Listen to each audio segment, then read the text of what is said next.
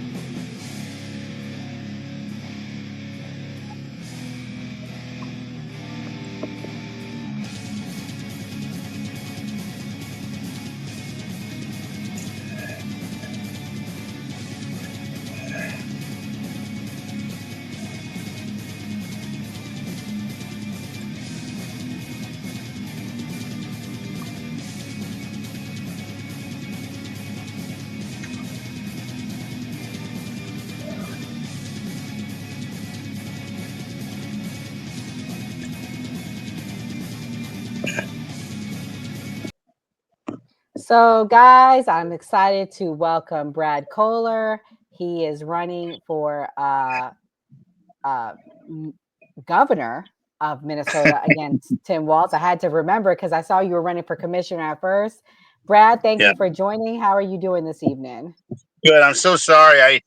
I thought I had another hour to get home and get in my office here, and I didn't know it was Eastern time. My bad. I get so many emails and stuff, and I should have read better. But sorry about that, guys.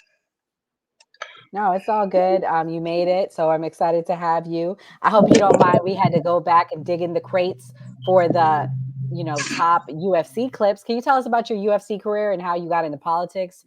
I'm sure the fans would be interested in that. Well, I got into the fighting. I was a wrestler, and I was training for the U.S. team, and my wife had left me and my daughter, and I was struggling as a McDonald's manager and trying to train for the U.S. team, and the fighting kind of came up, all of a sudden, just hey, you're one of the top wrestlers. Would you be interested in fighting for a bunch of money and a world title? And so I did, and did very well. Um, First year or so, I did extremely well, and you just kind of then got into pro wrestling a little bit, and you know, pushing forward to politics, I became a businessman. I invented my own boxing products. I learned how to weld. You saw me punching my boxing products I invented. I sell those all over the world. I wrote a couple books.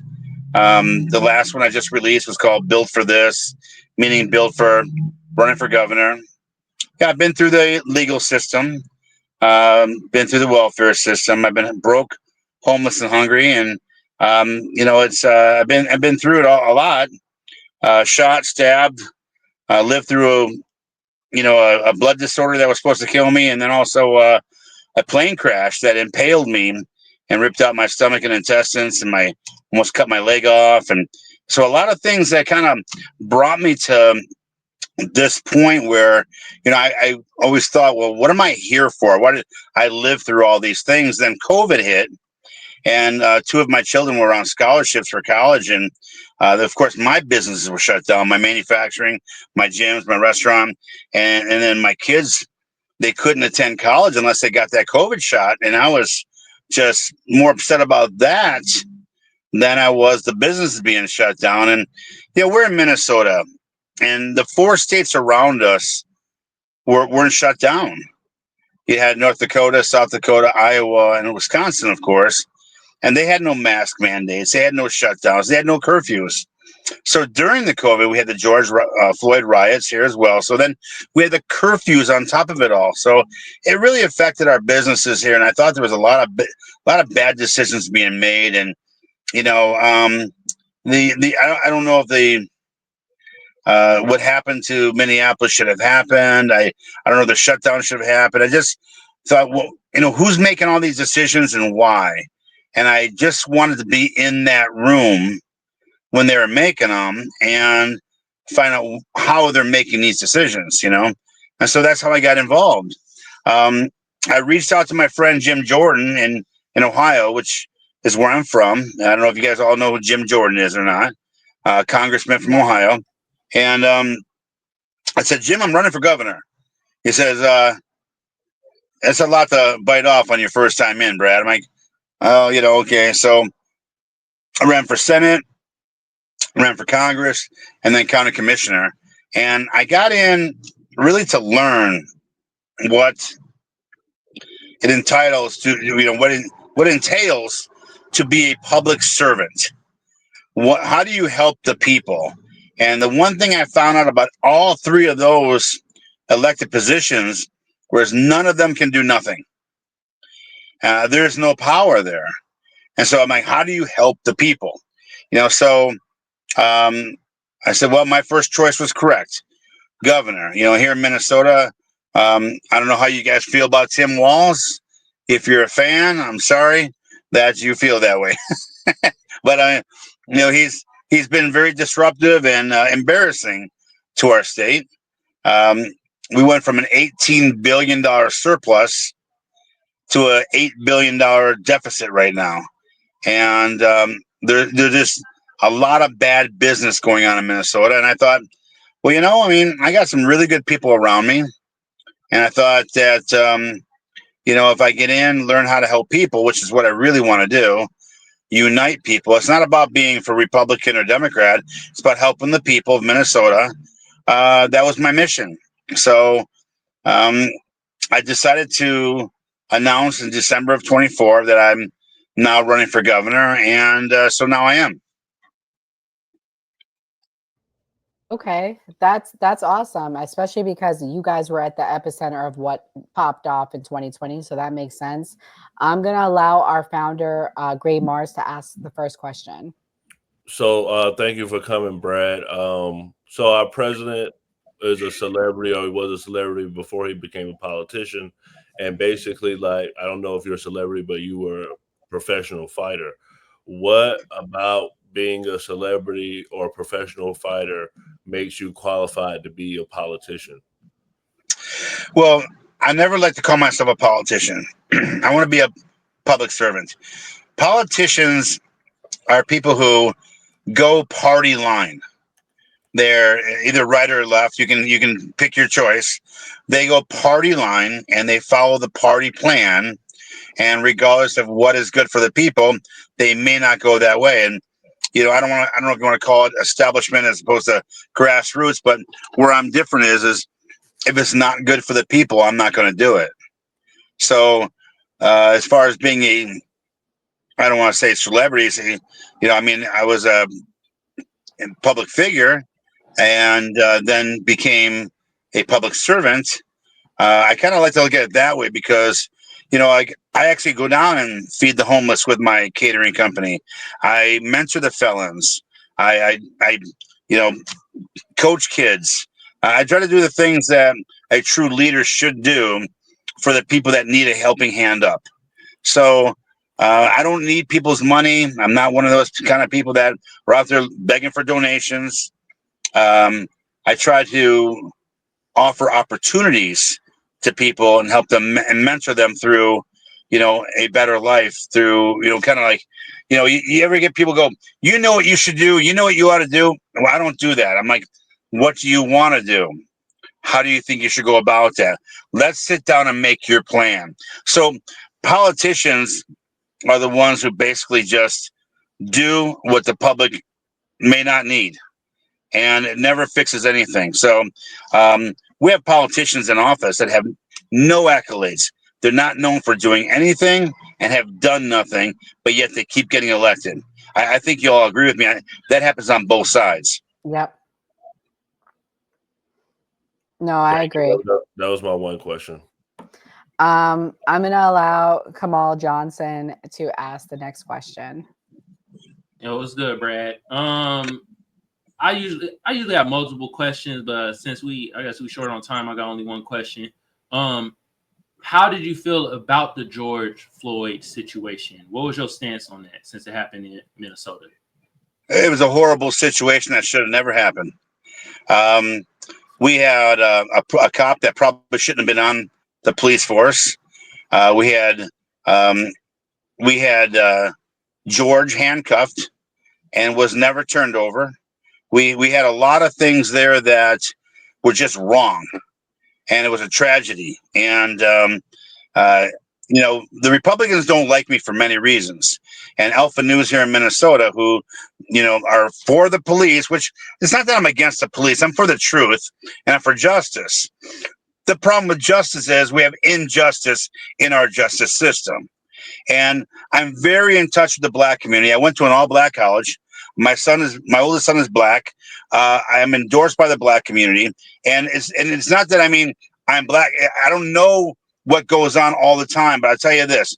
When you have situations like this that happen, I think that, we need to come together as not just spiritual leaders, but community leaders and say, how do we not tear apart a city? How do we make this work without doing that?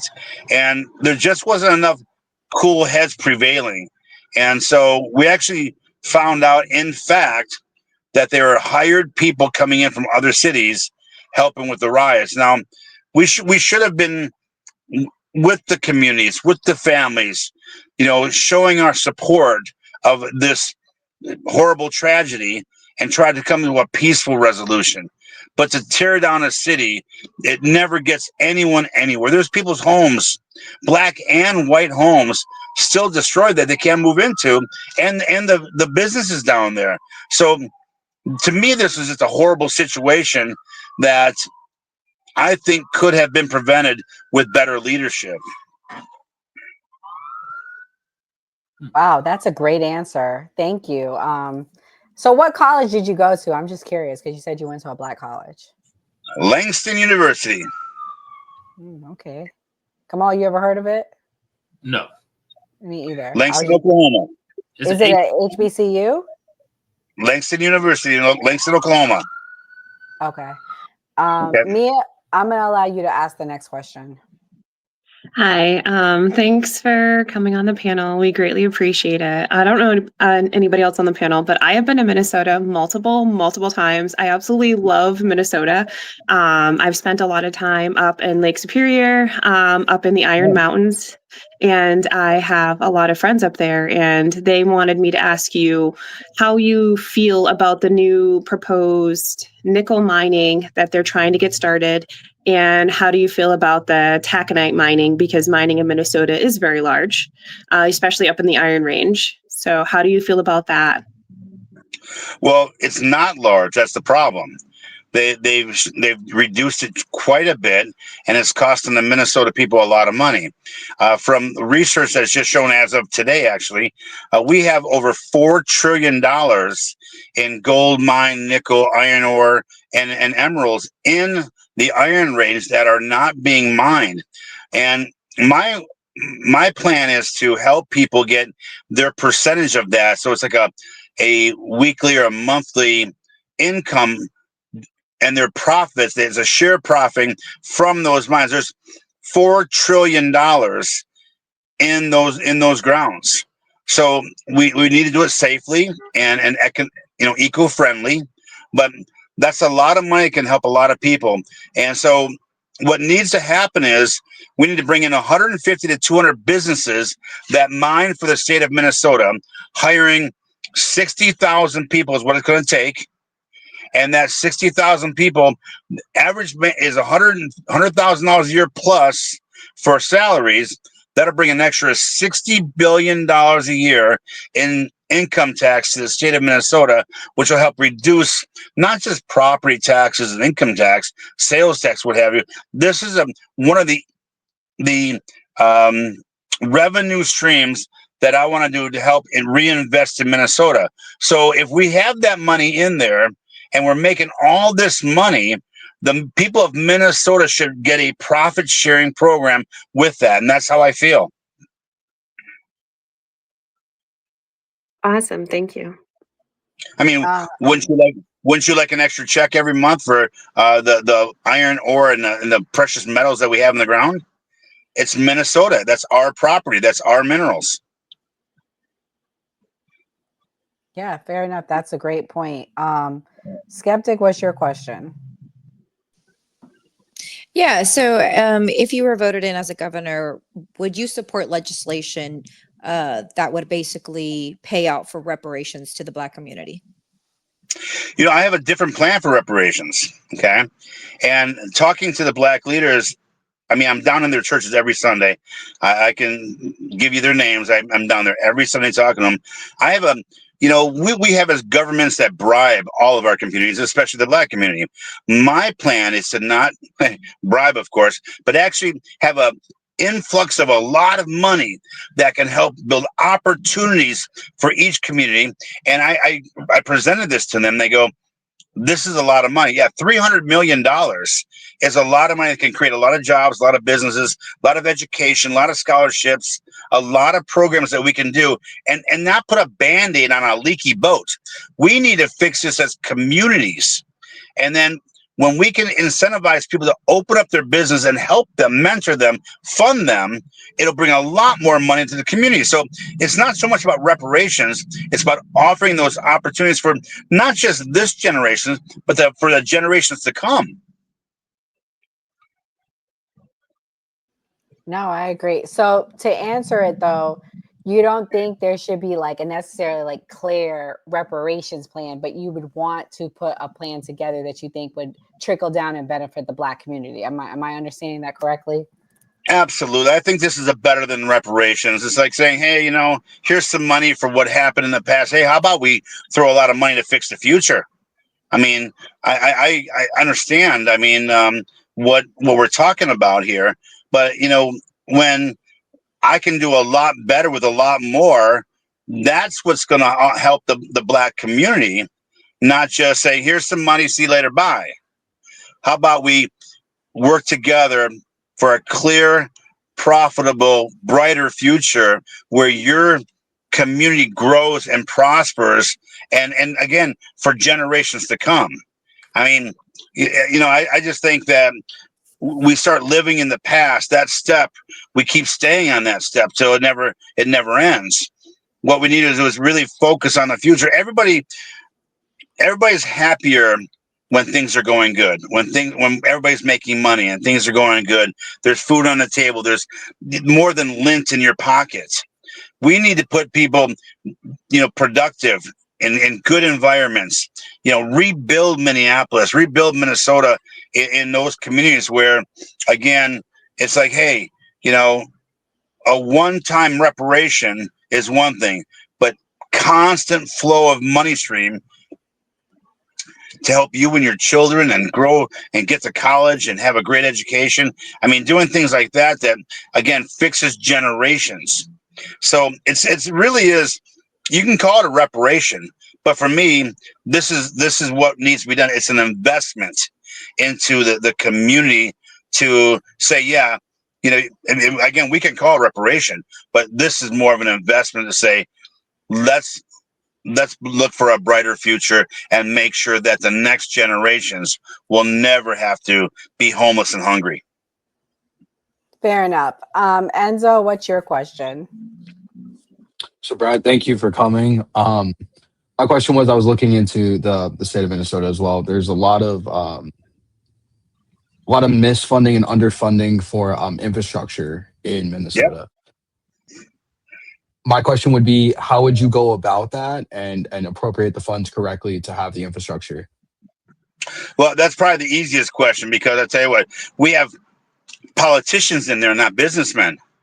A businessman has a plan. They surround themselves with smarter people and say, let's make sure we cannot fail at this. Let's make sure we set benchmarks that are the right forecasting, so we're not have to come back in 6 months go, hey, taxpayers, sorry, we screwed up. We need more money. We're raising taxes.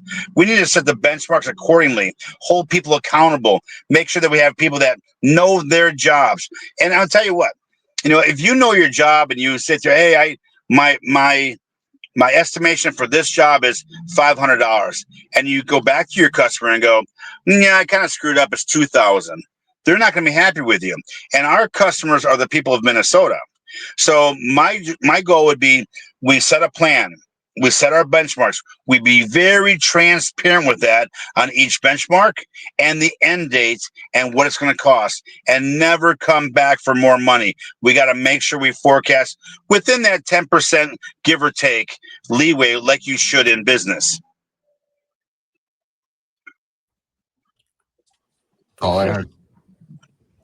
For sure. This was great. I'm very excited to see how your race goes. I got one more question.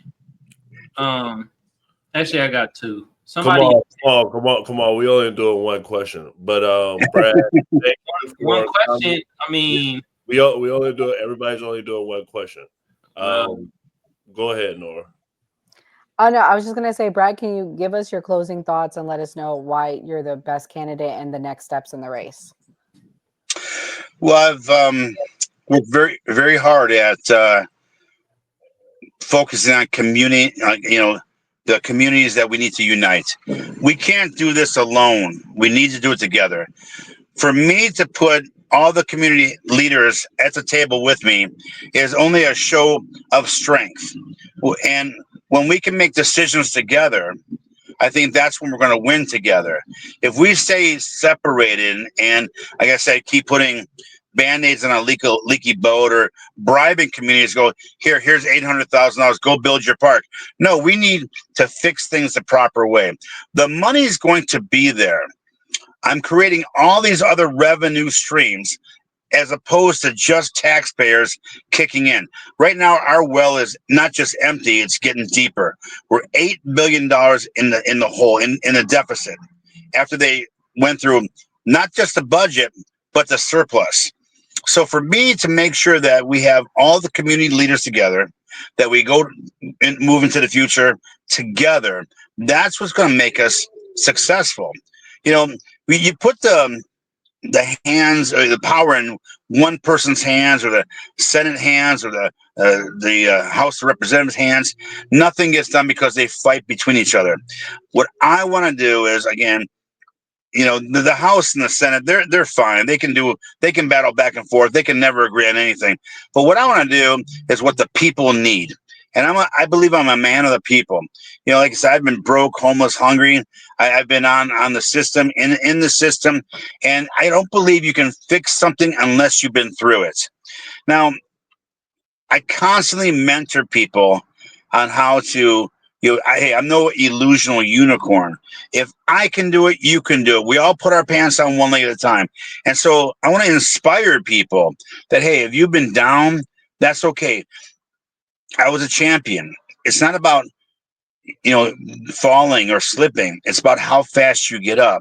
So that's what I want to do. I want to inspire people that say, hey, if he can do it, I can do it. And to me, I think that's just a better future for our people here. For sure. Well, closer to the race, we definitely need to bring you back, Brad. I thank you so much for coming, and I look forward to having you back on the show. I have so much in the future that we need to ask you. Can you let everybody know if they would like to donate, where they can go to? Yeah, my website is bradkohler.com.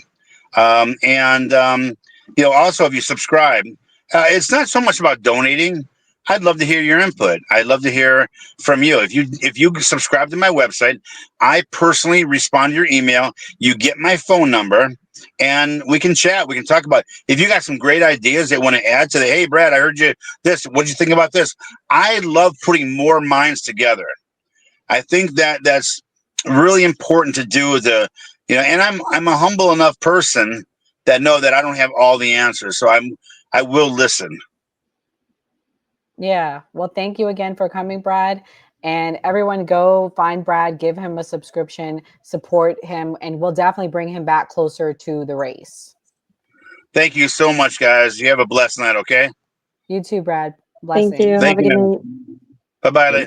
Bye. We gotta bring him back because I got more damn questions. Greg, you should have let me ask that question because I think Skeptic asked a throwaway question You feel me? And I was going to ask a question that I think she would want more of the answer. I too. did.